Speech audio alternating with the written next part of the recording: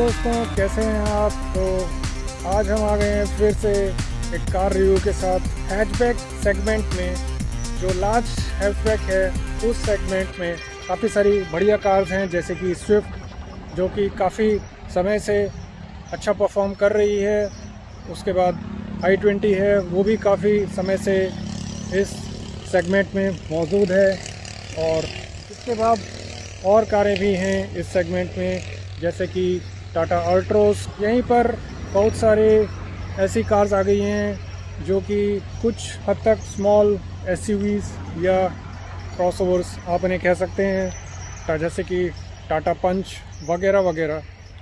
और इस सेगमेंट में आ गई है एक नई कार जो कि देने वाली है एक बढ़िया कंपटीशन ऑलरेडी मौजूद इन सेगमेंट में की कारों को। तो दोस्तों, बिना कुछ देरी किए आइए देखते हैं क्या है वो कार। तो आइए, ये है न्यू सिट्रियन C3। ये है वो कार जिसके बारे में हम आज बात करने वाले हैं। तो दोस्तों, न्यू सिट्रियन C3। सिट्रियन ने पहले से कार है उनकी सिट्रियन C5, जो कि जानी जाती है अपने एयर सस्पेंशन और लाजवाब कंफर्ट के लिए। और इसी कंफर्ट के मापदंड पे एक बढ़िया कार जो ये लाए हैं इस सेगमेंट में, जो कि हैचबैक सेगमेंट है, लार्ज हैचबैक सेगमेंट। तो ये सिट्रियन C3 इसी आइडिया के साथ यहाँ पे उन्होंने उतारी है, जो कि एक इम्पॉर्टेंट सेगमेंट है कार्स का। और चलिए बात करते हैं इस कार की। तो जैसा कि आप फर्स्ट लुक में देख सकते हैं, ये जो कार है थोड़ी सी ऊंची लगती है और काफ़ी बढ़िया लुक्स हैं इसके। सामने का प्रोफाइल अगर आप देखें तो जो डे टाइम रनिंग लैंप्स हैं, DRLs हैं, वो LED लग रहे हैं। बाकी हेलोजन लैंप्स हैं, हेडलाइट्स और जो फॉग लैंप्स हैं। उसके बाद यहाँ पे जो क्रोम है और ये सिट्रियन का जो बैच है उसकी शेप में जो ये chrome running at the front of the car looks just fabulous. The grille, it is shaped like the shape that is usually there on the side of the Citroen, जो कि उनकी बड़ी car है या कोई भी कार होती है। इसका भी जो ऊपर वाला मॉडल है तो साइड में उसमें इस तरह के शेप दिया होता है, जो कुछ हद तक इस तरह सिग्निफाई करते हुए लगता है एयर सस्पेंशन, या जो कह लीजिए एयर बबल्स की तरह शेप है इसकी। उसके बाद जो मिरर्स हैं वो डार्क कलर में हैं। रूफ रेल्स भी दी हुई हैं यहाँ पर। और ये रहा फ्रंट लुक। उसके बाद हम बात कर लेते हैं साइड प्रोफाइल की। तो साइड प्रोफाइल में कुछ लुक कुछ इस प्रकार है। ये थोड़ी हायर लगती है, स्विफ्ट से थोड़ी ज़्यादा हाइट है इसकी, करीब 9 सेंटीमीटर्स ज़्यादा है, तो काफ़ी हद तक ऊंची है ये गाड़ी। डोर्स के जो हैंडल्स हैं वो इस तरह के हैं। अब आ जाते हैं व्हील्स की बात कर लें तो व्हील्स यहाँ पे R15 है, थोड़े बड़े साइज़ के व्हील्स आपको यहाँ पे मिल जाते हैं। इसके बाद आ जाते हैं हम इसके रियर पे। तो रियर की लुक भी काफ़ी प्यारी है। यहाँ पर आपको कुछ इस तरह से मिल जाते हैं रियर लैंप्स। उसके बाद यहाँ पे सिट्रियन की बैजिंग है और ये बढ़िया सा साइन है जो कि काफ़ी सुंदर लग रहा है। उसके बाद प्लास्टिक क्लैडिंग है all around the bottom of the car, इस तरह से साइड्स पे भी है। तो ये कुछ हद तक SUV जैसी लुक देता हुआ बढ़िया लगता है, प्रोटेक्शन के लिए अच्छा है। इसके बाद अब हम आ जाते हैं इंटीरियर्स पे। तो इंटीरियर्स की बात करें तो यहाँ पे डोर्स कुछ इस तरह है। यहाँ पे काफ़ी स्पेशियस है, बॉटल वगैरह रखने के लिए और कुछ और सामान भी आप रख सकते हैं। सिट्रियन की तरफ से ये फुट मैट्स मिल जाते हैं आपको इस तरह के, जिसकी जो काफ़ी अच्छे लगे मुझे। वो इस तरह की जो इसमें मिट्टी होगी वो बाहर की तरफ नहीं जाएगी। उसके बाद बात कर लेते हैं यहाँ पे जो हैंडल है, चंकी है, बढ़िया है, 3 स्पोक हैंडल। और इसके बाद आ जाते हैं हम अंदर।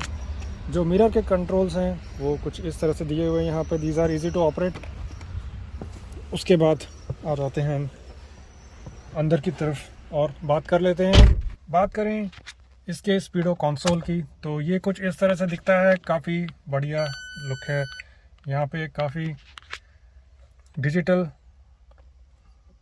स्पीडोमीटर है ये, और बढ़िया लुक देते हुए। उसके बाद जो इस कार में मुझे एक काफ़ी बड़ा प्लस पॉइंट या ख़ास बात दिखी वो है इसका इतना बड़ा इंफोटेनमेंट सिस्टम। मेरे ख्याल से 10 इंच का है ये, और इसका जो टच सेंसिटिविटी है वो भी बेहतरीन है, रिजोल्यूशन वगैरह भी बढ़िया है। तो यहाँ पे काफ़ी बढ़िया है ये इस तरह से। और इसमें जब मैं एंड्रॉयड ऑटो वगैरह, तो यहाँ पे जब मैं एंड्रॉयड ऑटो ऑपरेट करता हूँ तो उसका परफॉर्मेंस भी अच्छा लगता है। इसका म्यूज़िक भी बढ़िया है, थोड़ा वॉल्यूम भी बढ़ा के दिखा देता हूँ तो देख सकते हैं आप, बेहतरीन साउंड क्वालिटी है। यहाँ पे नेविगेशन और म्यूज़िक वगैरह अलग अलग ऐप्स आपके चल जाते हैं एंड्रॉयड ऑटो में ये सब यहाँ पे आप ऐप के ऐप्स डिस्प्ले हो जाते हैं, जिन्हों आप यहाँ से ऑपरेट कर सकते हैं। बहुत ही बढ़िया है। तो यहाँ पे कोई कमी नहीं है इस मामले में। सिट्रोन C3 को ने किया है कमेंडेबल जॉब, एक बहुत ही बढ़िया इंफोटेनमेंट सिस्टम देके, जो कि टेक्नोलॉजिकली काफ़ी एडवांस्ड लगता है। उसके बाद जो डैशबोर्ड है ये भी काफ़ी बढ़िया लगता है।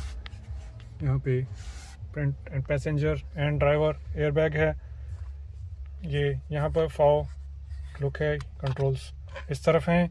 यहाँ से आप कॉल्स पिकअप कर सकते हैं, वॉइस कमांड दे सकते हैं और वॉइस नॉइस वॉल्यूम कंट्रोल्स कर सकते हैं। उसके बाद जो गियर शिफ्ट लीवर है इसका लुक कुछ इस तरह से है। यहाँ पर एक बढ़िया चंकी गियर नॉब आपको मिलता है। उसके बाद जो हैंड ब्रेक है ये, इसका भी लुक काफ़ी बढ़िया है। सीट्स में आपको बढ़िया कुशनिंग मिल जाती है, काफ़ी बढ़िया, और रैप अराउंड कुशन सीट्स हैं जो कि बढ़िया कंफर्ट देती हैं। जो हेडरेस्ट है ये आपको मिल जाता है इसके साथ जॉइंट। यहाँ पे एक एडजस्टेबल हेडरेस्ट नहीं मिलता स्विफ्ट के मुकाबले। यहाँ पर एक ये माइनस पॉइंट आप कह सकते हैं। उसके बाद ये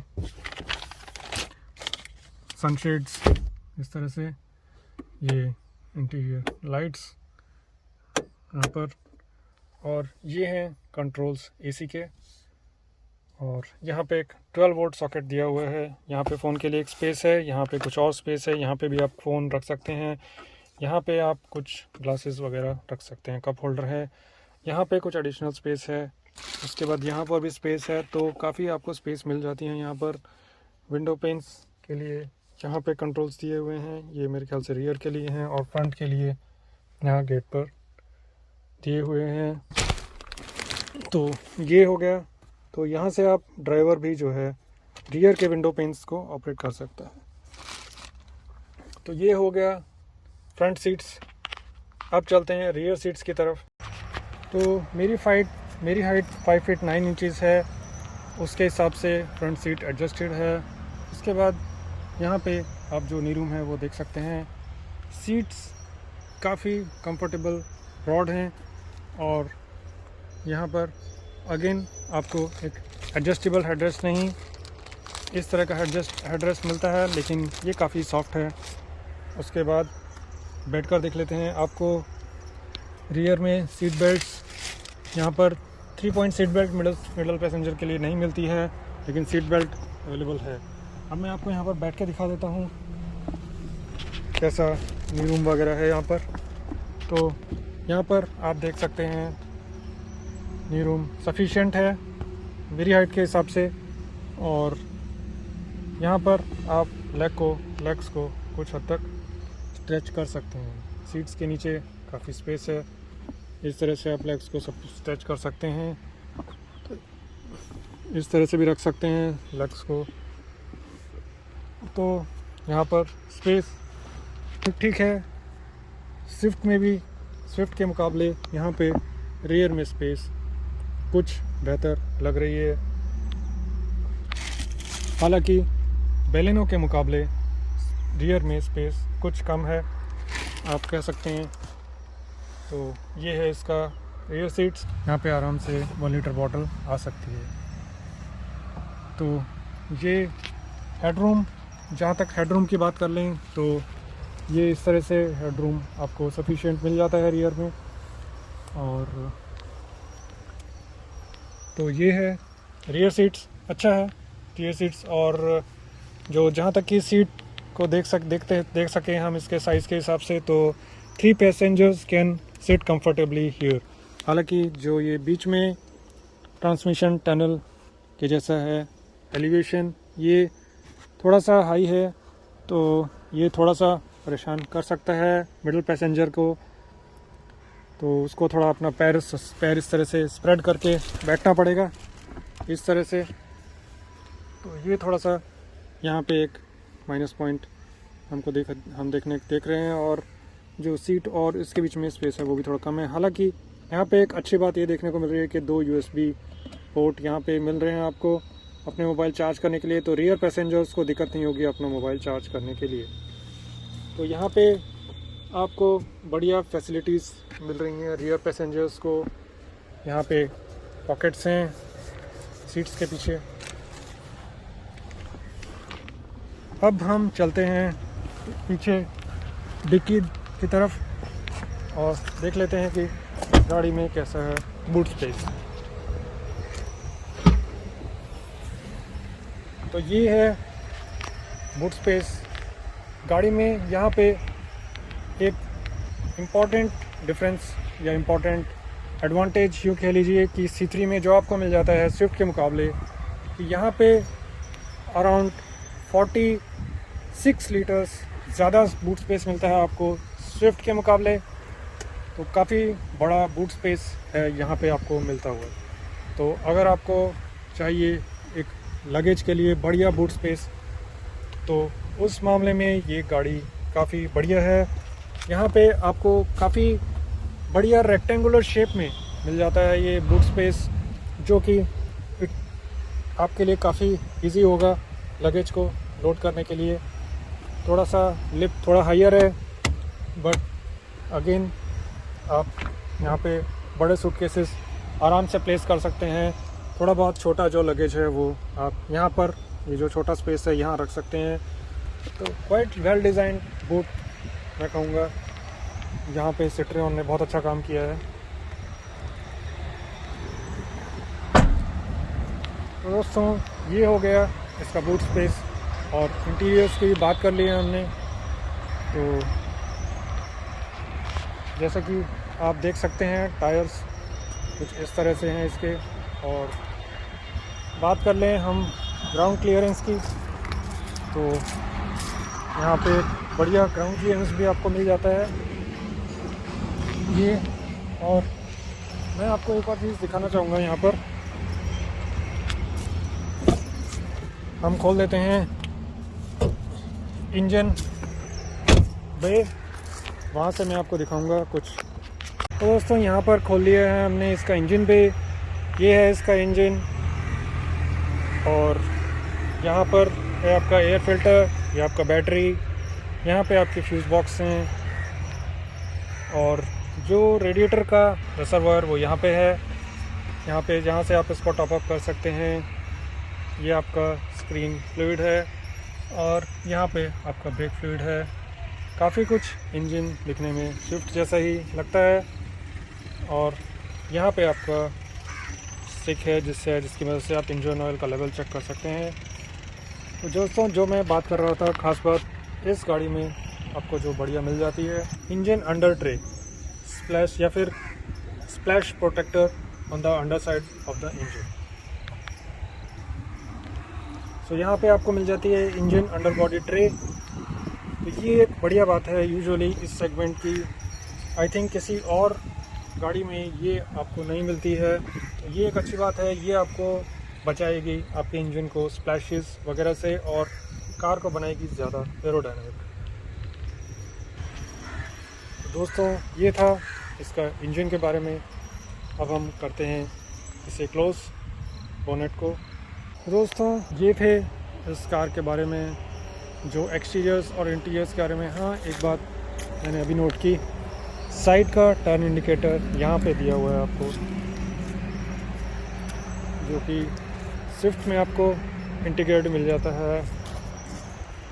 आपके rear view mirror, side rear view mirror से VXI में मिल जाता है कि नहीं, ये आप मुझे कमेंट्स में बताइएगा। और दोस्तों,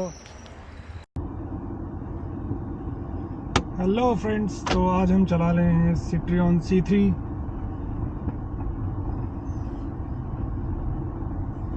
ये है एक small hatchback by Citroen. Citroen वो कंपनी है जिसकी सिट्रियन C5 कार तो आप जानते ही होंगे। सिट्रियन C5 जिसका कॉस्ट अराउंड 30 lakhs करीब पड़ जाता है ऑन रोड, और वो कार अपने कंफर्ट के लिए जानी जाती है। उसी कार की तरह कंफर्ट को ही आगे रखते हुए सिट्रियन लाई है ये नई हैचबैक सिट्रियन C3। हैचबैक होते हुए एक SUV जैसी लुक लगती है इसकी। काफ़ी इंटरेस्टिंग है सिट्रियन की अप्रोच कि जहाँ पर उन्होंने ऐसे सेगमेंट में अपनी कार लॉन्च की है जहाँ पर ऑलरेडी काफ़ी एस्टैब्लिश्ड कार्स हैं जैसे कि स्विफ्ट i20 वगैरह, और यहाँ पे इसी सेगमेंट में कॉम्पीट करने के लिए आ गई है सिट्रियन C3। जैसा कि मैं महसूस कर पा रहा हूँ कार में कंफर्ट लेवल्स बढ़िया हैं, कार की राइड क्वालिटी बढ़िया है। आगे लगता है रेलवे सिग्नल फाटक बंद है, हमें थोड़ा वेट करना पड़ेगा।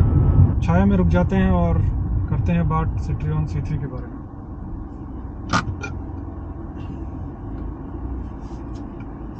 कीचेन का कुछ पार्ट मेरे अपने से टकरा रहा है, इसे निकाल देता हूँ। हमारे एक दोस्त से मिली है हमको ये कार। ये ज़्यादा टाइम नहीं हुआ है उन्हें लेकर, करीब 3000 किलोमीटर चल चुकी है ये। रिजर्व लाइट जला देते हैं। तो एक्चुअली यहाँ पर आपको जानकर दिलचस्पी होगी कि जो मेरे ये दोस्त हैं उन्होंने पहले ली थी स्विफ्ट। तो स्विफ्ट जैसा कि आपको पता है काफ़ी पॉपुलर ऑप्शन है इस कैटेगरी में, और तो वो उन्होंने ली थी। और कुछ समय यूज़ करने के बाद उन्हें ये लगा कि उसकी राइड क्वालिटी थोड़ी सेटिस्फैक्ट्री नहीं है। जैसा कि आप जानते ही हैं स्विफ्ट की जो राइड क्वालिटी है, सस्पेंशन है, वो थोड़ा स्टिफर साइड पे है। तो उस कारण से उसकी हैंडलिंग काफ़ी स्पोर्टी है, टर्निंग पे बॉडी रोल वगैरह ज़्यादा नहीं होता है। साथ में उसका स्टीयरिंग, हैंडलिंग सभी स्पोर्टी। तो लेकिन इसका एक साइड इफ़ेक्ट आप कह सकते हैं, या एक negative aspect of the same coin आप कह सकते हैं कि राइड क्वालिटी थोड़ा स्विफ्ट की स्टिफ है। तो यही सब देखते हुए उन्होंने सोचा कि कुछ बेहतर देखा जाए, कुछ बेहतर ऑप्शन स्विफ्ट से। और उन्होंने स्विफ्ट को सेल कर जब उन्होंने देखा कि Citroën C3 is better in that respect, almost at the same cost इसमें एक बेटर राइड क्वालिटी मिल जाती है, तो उन्होंने स्विफ्ट को सेल कर सिट्रियन C3 परचेज की। और मुझे भी ज़्यादा पता नहीं था उस टाइम C3 के बारे में, सिट्रियन C3 के बारे में। तो जब मैंने ये बात जानी तो मैंने सोचा चलो it's being a good option in this segment already, जिसमें स्विफ्ट i20 अल्ट्रोस जैसे ऑप्शंस हैं, यहाँ पर ये एक नई कार कौन सी है, चलो देखते हैं। तो यही देखने के लिए हम आज हैं सिट्रियन C3 में। और यहाँ पे मैं आपको बता दूँ कुछ इम्पोर्टेंट बातें इसके बारे में। चलिए, लगता है फाटक खुल गया है, हम मूव करते हैं। तो दोस्तों, जहाँ तक हम बात करते हैं डायमेंशंस की, तो जो C3 की लेंथ है ये स्विफ्ट से कुछ ज़्यादा है और ये 4 मीटर से जस्ट थोड़ी सी कम है, यानी कि लगभग ये बेलेनो के जितनी हो जाती है इसकी लेंथ, जस्ट 1-1.5 सेंटीमीटर कम होगा 4 मीटर से। उसके बाद अगर हम बात करें विड्थ की, तो इसकी विड्थ लगभग सेम है स्विफ्ट के। और जहाँ तक हम बात करें हाइट की, तो हाइट इसकी स्विफ्ट से कुछ ज़्यादा है। इसके बाद जो मेन डिफरेंस यहाँ पे आ जाता है वो है हाइट का। और हाइट ज़्यादा होने की वजह से इसका ग्राउंड क्लियरेंस हल्का सा ज़्यादा हो सकता है स्विफ्ट से, और साथ में ही ज़्यादा है इसका हेडरूम और कैबिन स्पेस। अभी ये जान लीजिए कि ये थोड़ी सी ऐसी कार है जिसका हाइट थोड़ी ज़्यादा है, तो हाइट में ये स्विफ्ट से करीब 5 सेंटीमीटर ज़्यादा है, तो हाइट इसकी थोड़ी ज़्यादा है। इसके कारण इसमें मिल जाता है आपको एक बेटर ज़्यादा कैबिन स्पेस। इसके बाद हम बात करते हैं व्हील बेस की, तो व्हील बेस, इसका व्हील बेस स्विफ्ट से करीब 9 सेंटीमीटर ज़्यादा है, तो दैट्स ए ह्यूज डिफरेंस। इसका व्हील बेस स्विफ्ट से काफ़ी ज़्यादा है। तो जैसा कि आपको आइडिया होगा कि एक ज़्यादा wheel base means a better ride quality, तो यहाँ पर आपको एक एडवांटेज मिलता हुआ wheel base, better wheel base के रूप में। और इसके बाद आ जाता है वेट, तो इस कार का वेट स्विफ्ट से अराउंड 100 kgs ज़्यादा है। तो जैसा कि आप देख रहे हैं पिछले कुछ समय में जो मारुति है अपने व्हीकल्स का वेट प्रोग्रेसिवली घटा रही है। वो कहती है कि जो बिल्ड क्वालिटी है वो इम्प्रूव हुई है, कम नहीं हुई है, लेकिन इस कम वेट के चलते एक सवाल खड़ा हो जाता है कि कहीं बिल्ड क्वालिटी में कुछ कॉम्प्रोमाइज़ तो नहीं हो रहा है। जो वेट है इसका गाड़ी का भी बढ़िया है, कुछ हद तक राइड क्वालिटी भी इतनी बढ़िया नहीं रहती है अगर गाड़ी का वेट ज़्यादा कम हो, जैसे कि कई बार आपने महसूस किया होगा बेलिनो में राइड क्वालिटी थोड़ी सी बम्पी लगती है कम वेट के चलते। मैंने भी महसूस किया है कि जो स्विफ्ट कार थी मेरी, उसमें जो पुराना मॉडल था उसमें वेट थोड़ा ज़्यादा था, तो उसकी राइड क्वालिटी थोड़ी सी बेटर लगती थी बेलिनो के मुकाबले, जो कि स्लाइटली लेटर ऑन खरीदी थी। बात कर लेते हैं इंजन स्पेसिफिकेशंस की, तो यहाँ पे मिल जाता है आपको इंजन जो कि लगभग सेम है कैपेसिटी में स्विफ्ट के मुकाबले। और यहाँ पे आपको जो पावर मिलती है वो है अराउंड 80 bhp, स्विफ्ट में आपको मिल जाती है उससे कुछ ज़्यादा, तो पावर थोड़ी सी लोअर साइड पे है, लेकिन टॉर्क हल्का सा बेटर है। अराउंड 115 है C3 का और अराउंड 113 है स्विफ्ट का, तो हल्का सा टॉर्क आपको बेटर मिल जाता है इसमें। माइलेज की बात करें तो माइलेज जो ARAI सर्टिफाइड माइलेज है C3 की आपको मिल जाती है 19.8 किलोमीटर पर लीटर समथिंग, और स्विफ्ट में आपको मिल जाती है अराउंड 22.4 किलोमीटर पर लीटर। तो mileage slightly on the lower side है सिट्रियन की स्विफ्ट के मुकाबले, लेकिन फिर भी बेहतरीन माइलेज है, जो कि अराउंड 18-19 के अराउंड है, तो माइलेज आपको बढ़िया मिल जाती है यहाँ पर। ड्राइविंग करते हुए जो मैं महसूस कर पा रहा हूँ तो इंजन काफ़ी रिफाइंड है। हालांकि गियर शिफ्ट, गियर थ्रोस थोड़े से लंबे हैं लेकिन एफर्टलेस हैं, हार्ड नहीं है। Controls are also light to operate. यहाँ पे इंजन की रिफाइनमेंट बढ़िया है और परफॉर्मेंस अच्छा मिल जाता है यहाँ पर।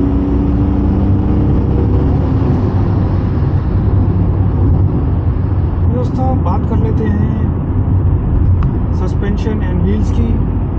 तो जहाँ तक सवाल है टायर्स का, तो यहाँ पे आपको मिल जाते हैं 195 सेक्शन टायर्स, जबकि स्विफ्ट में आपको मिलते हैं 165 सेक्शन टायर्स।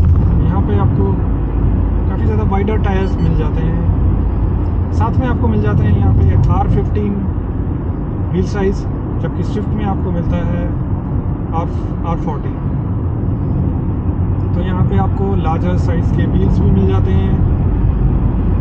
तो that is another factor that contributes to a better ride quality in this car, along with the larger wheelbase in the Citroen C3 compared to Swift।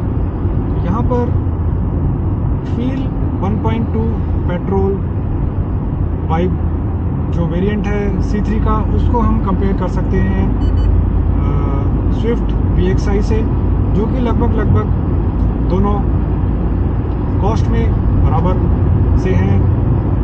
यहाँ पे जो Citroën का वेरिएंट मैंने बताया वो स्विफ्ट से कुछ a few thousand 10-15,000 ज़्यादा है स्विफ्ट से। लगभग दोनों का कॉस्ट बराबर है। तो इन दोनों वेरिएंट्स को जब हम कंपेयर करते हैं तो जैसा कि मैंने बताया आपको सिट्रोन C3 में मिल जाते हैं लार्जर सेक्शन टायर्स और लार्जर व्हील साइज़। तो यहाँ पर अगर आप चाहते हैं एक बेटर राइड क्वालिटी, यहाँ पे सिट्रोन C3 से में आपको वो मिल जाती है।